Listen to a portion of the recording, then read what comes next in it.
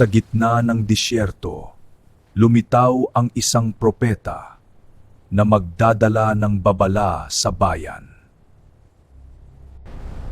Sa panahong iyon, nababalot ng kasamaan at takot ang buong kaharian. Unti-unting nagdilim, parang may paparating na galit mula sa langit. May dalang babala. Ang propetang handang harapin ang hari ng kaharian. Isang sumpa ang darating at ang ulan ay mawawala sa lupain. Unti-unting natuyo ang lupa na minsang puno ng buhay. Nawala ang tubig at nagsimulang maramdaman ang takot ng buong bayan. Kasabay ng tagtuyot, dumating ang gutom na sumubok sa bawat pamilya. Tahimik ang langit at walang bakas ng ulan na inaasahan. Unti-unting lumalim ang takot sa puso ng mga tao. Habang naghihirap ang bayan, naglakad ang propeta patungo sa ilang. Sa ilalim ng matinding init, patuloy siyang naglakbay kahit walang kasiguruhan sa unahan. Bawat hakbang ay mabigat ngunit hindi siya tumigil. Sa gitna ng kawalan, siya lamang ang natitirang matatag. Ngunit sa malayo, may paparating na senyales ng pagbabago. Tahimik siyang nagmasid habang naghihintay sa susunod na mangyayari. May kakaibang hangin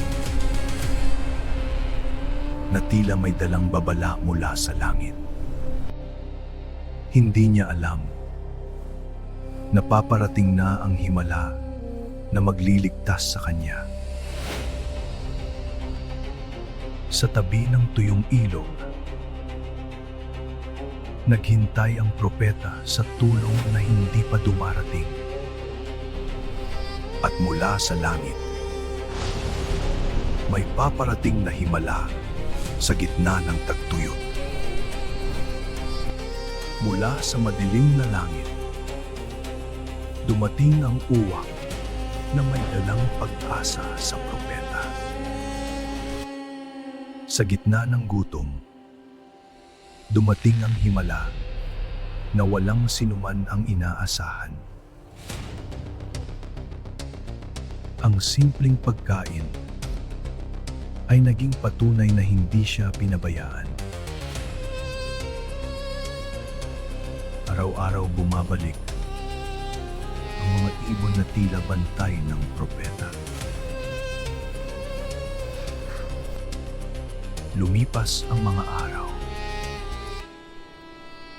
ngunit nanatiling buhay ang propeta sa gitna ng ilang. Unti-unting nawala ang huling tubig na natitira sa ilog. Muli siyang naglakbay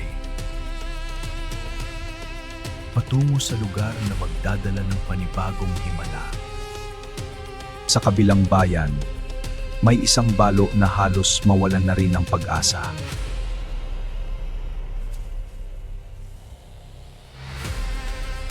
Ang natitirang pagkain ay sapat lamang para sa huling pagkakataon. At sa sandaling iyon, dumating ang propeta sa tahanang malapit ng mawalan. sa gitna ng takot. Pinili niyang magtiwala kahit halos wala na silang makain. Ngunit sa himala, hindi nauubos ang harina sa kanilang tahanan.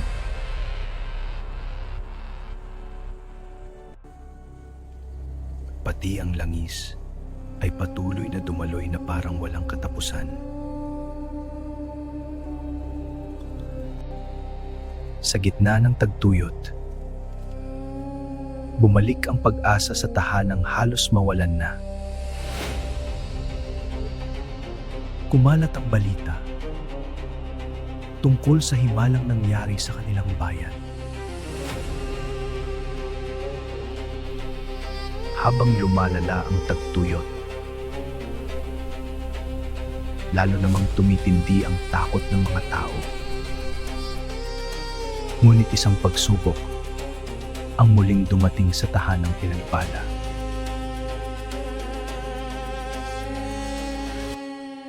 Sa gitna ng gabi, nanatiling matatag ang propeta sa kanyang pananalig. Ang tunay na laban ay hindi pa nagsisimula at ang apoy ay paparating na. Sa bundok ng Carmel, nagsimulang magtipon ng bayan para sa huling pagsubok. Dumating ang mga bulaang propeta na naniniwalang ang kanilang Diyos ay sasagot. Ngunit sa gitna ng marami, isang propeta lamang ang nanatiling hindi natitinag. Magkaharap sila sa laban ng magpapakita ng tunay na kapangyarihan. Sinimulan nila ang altar umaasang may apoy na bababa mula sa langit.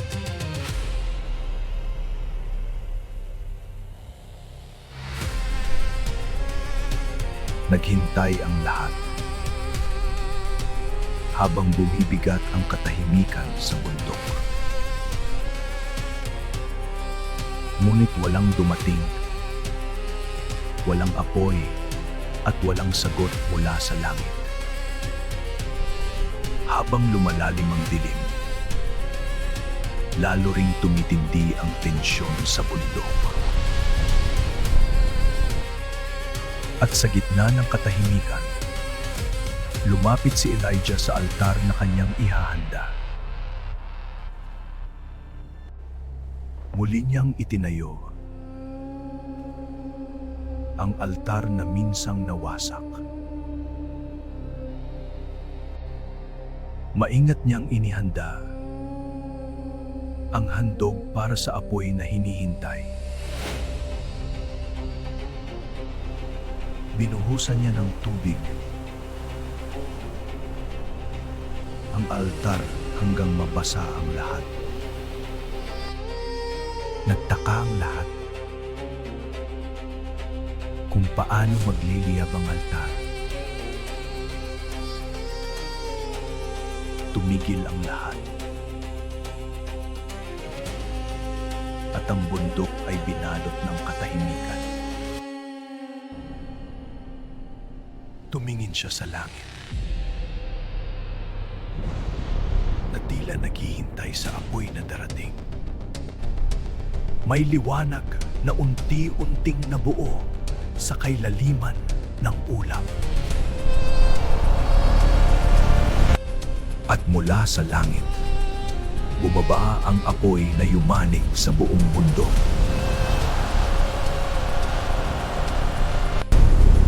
Nilamon ng apoy ang altar sa harap ng lahat. Nayanig ang bayan sa himalang nasaksihan nila sa bundok.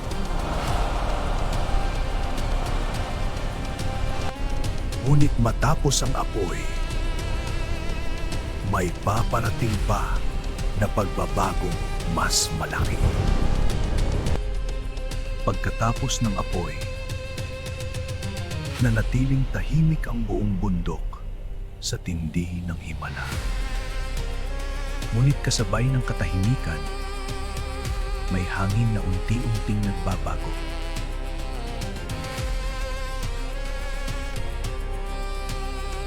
Sa malayo, lumitaw ang maliit na senyales ng pag-asa. Unti-unting dumilim ang langit na matagal nang walang ulan. Bumilis ang hangin na tila may dalang pagbabago sa buong lupain.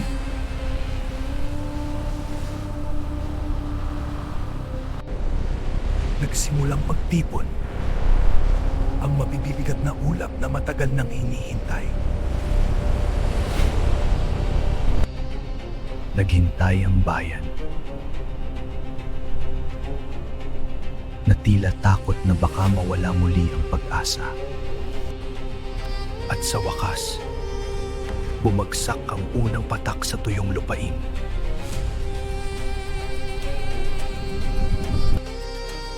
Unti-unting bumalik ang buhay sa lupang matagal na natuyo. At bumuhos ang ulan na tila walang katapusan sa buong kaharian. Hinugasan ng ulan ang alikabok at sakit ng bayan.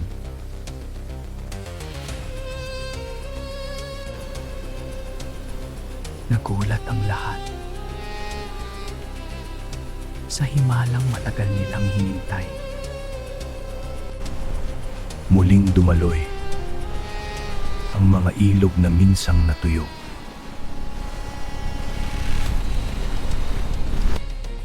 Unti-unting bumangon ang lupain mula sa mahabang tagtuyot.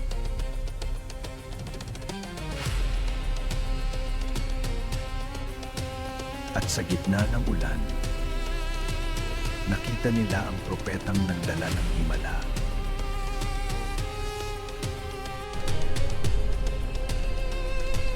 Patuloy ang kidlat, na tila nagpapaalala sa kapangyarihang kanilang nasaksihan. Kumalat sa buong lupain ang kwento ng apoy at ulan.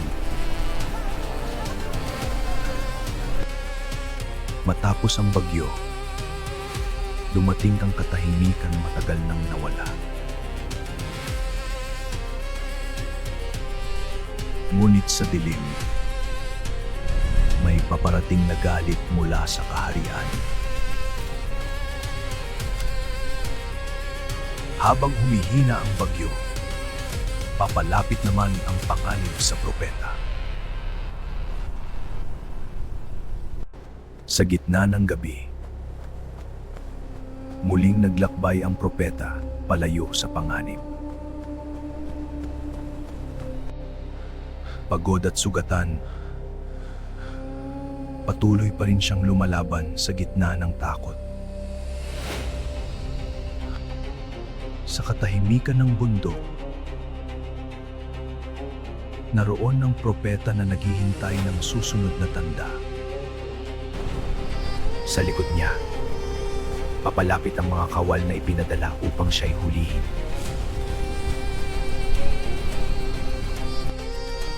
May liwanag na unti-unting nabuo sa kailaliman ng ulap.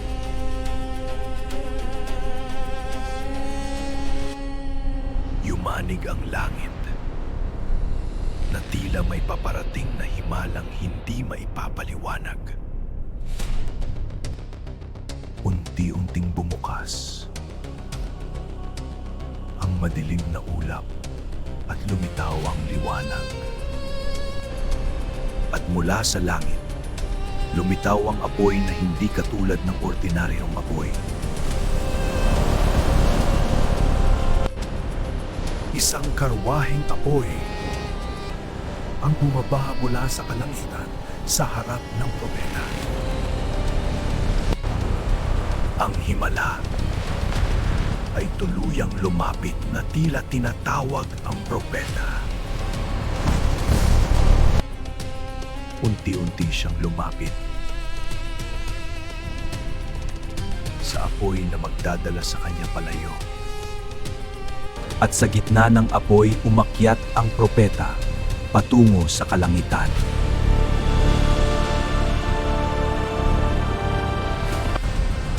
Nayanig ang mga saksi sa himalang kanilang nasaksihan sa bundok. At unti-unti siyang nawala sa liwanag na bumalot sa langit.